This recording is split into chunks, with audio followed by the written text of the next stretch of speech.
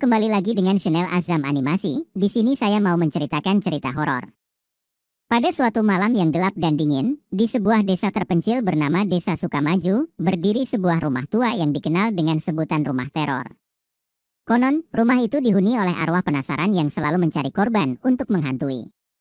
Tidak ada yang berani mendekati rumah itu, apalagi masuk ke dalamnya, kecuali orang-orang yang tidak percaya akan cerita-cerita seram tersebut. Suatu hari, seorang pemuda bernama Andi yang baru pindah ke desa itu memutuskan untuk membuktikan bahwa semua cerita tentang rumah teror hanyalah mitos belaka. Dengan keberanian yang terkesan nekat, Andi memutuskan untuk menghabiskan satu malam di rumah itu. Ia membawa sebuah senter, kamera, dan beberapa peralatan untuk berjaga-jaga. Ketika Andi tiba di depan rumah itu, bulu kuduknya langsung meremang. Pintu depan yang besar dan berat berderit ketika ia membukanya. Udara di dalam rumah terasa lebih dingin daripada di luar, meskipun tidak ada angin yang bertiup. Dinding-dindingnya dipenuhi oleh lumut dan jamur, menciptakan suasana yang makin menakutkan. Andi menyalakan senter dan mulai menjelajahi rumah tersebut. Setiap langkah yang diambilnya terasa berat dan bergaung di sepanjang lorong-lorong yang sunyi. Tiba-tiba, ia mendengar suara langkah kaki di lantai atas. Dengan jantung yang berdebar kencang, Andi memutuskan untuk naik ke atas dan melihat apa yang terjadi. Sesampainya di lantai atas, Andi melihat sebuah pintu kamar yang sedikit terbuka. Dengan hati-hati, ia mendorong pintu itu hingga terbuka lebar. Di dalam kamar, ia melihat sebuah boneka tua duduk di atas tempat tidur. Boneka itu terlihat sangat lusuh dan menakutkan, dengan mata yang tampak seolah-olah mengikutinya kemanapun ia bergerak. Tiba-tiba, senter Andi mati.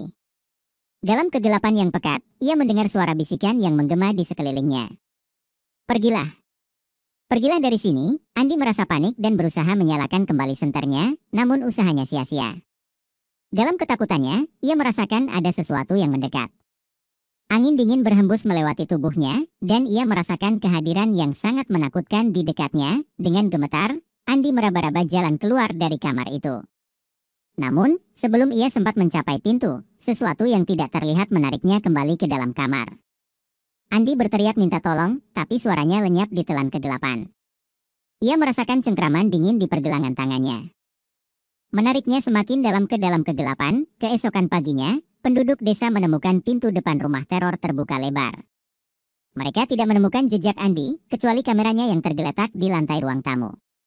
Ketika mereka memeriksa rekaman di dalam kamera tersebut, mereka melihat gambar-gambar mengerikan, sosok-sosok bayangan yang melayang, wajah-wajah pucat dengan mata kosong, dan yang paling menakutkan, gambar Andi yang diseret oleh tangan-tangan tak terlihat ke dalam kegelapan. Sejak hari itu, tidak ada seorang pun yang berani mendekati rumah teror lagi.